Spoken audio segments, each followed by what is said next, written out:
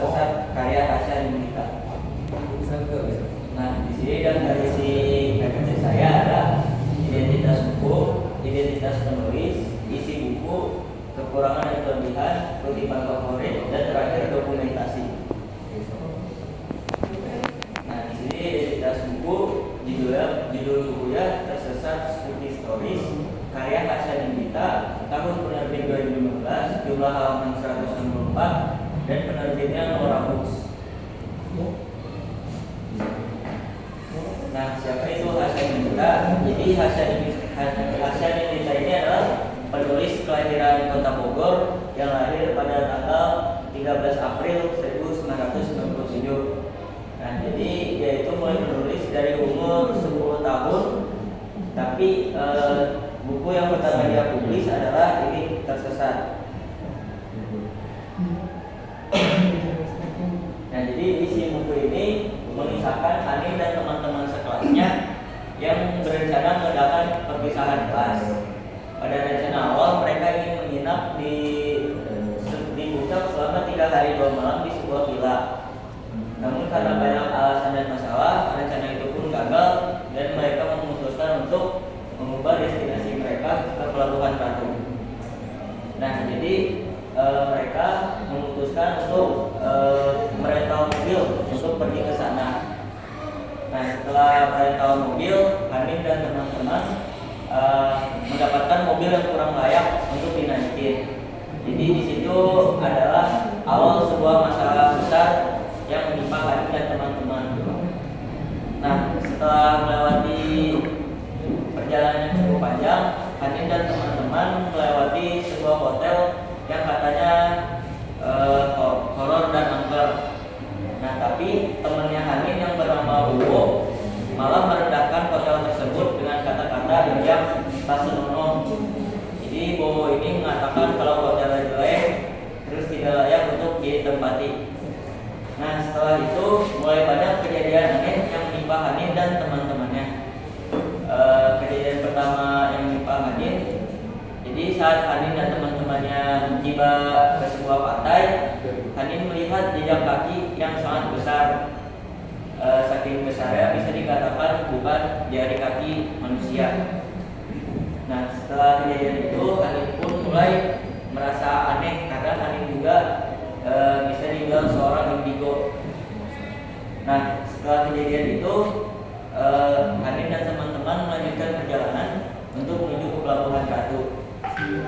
Tapi di saat perjalanan, Hanin dan teman-teman bertemu kakek-kakek misterius. Nah, kakek-kakek misterius itu menyalami salah satu teman Hanin dan berkata, "Hati-hati kalau di jalan ini." Nah, setelah kakek-kakek itu, Hanin dan teman-teman pun melanjutkan perjalanan.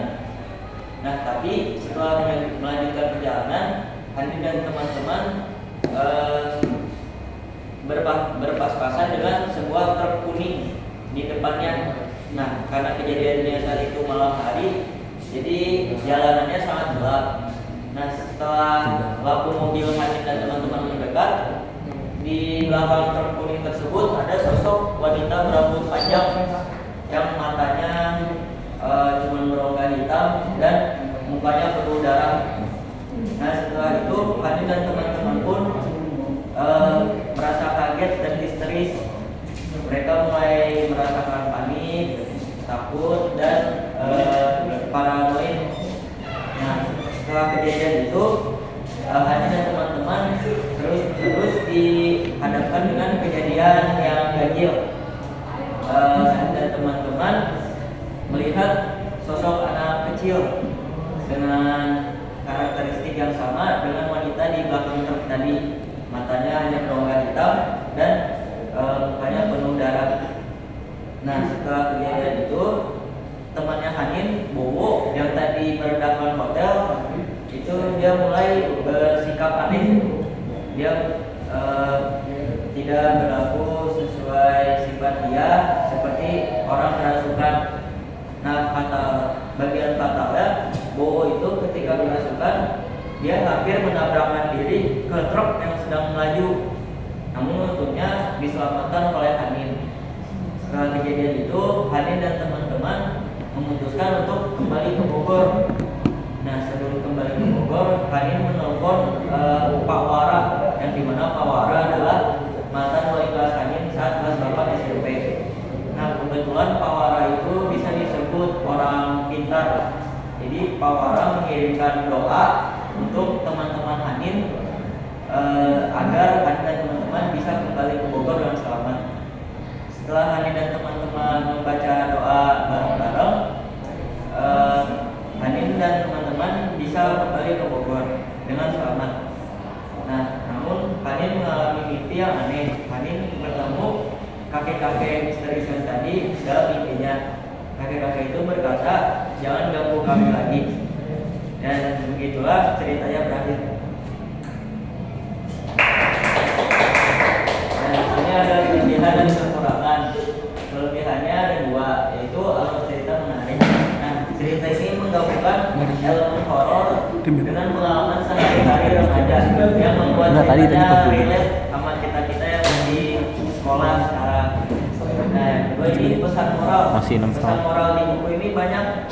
Jadi jangan berbicara sembarangan di tempat yang tidak dikenal dan merendahkan suatu tempat atau suatu orang. Jadi harus hati-hati dalam berbicara. Nah, kekurangan cerita ini unsur horor dan cerita terlalu mudah diprediksi. Jadi kayak jam scare bisa diprediksi, tidak terlalu seram untuk dibaca. Dan di sini ada kutipan favorit yang dikatakan oleh Hanin sendiri, harus selalu tenang. Terbukti ketika tenang bisa berpikir jernih dan mencari jalan keluar. Nah, di sini ada dokumentasi saya membaca buku bersama Ardi. Sekian dari saya. Mohon maaf dan ada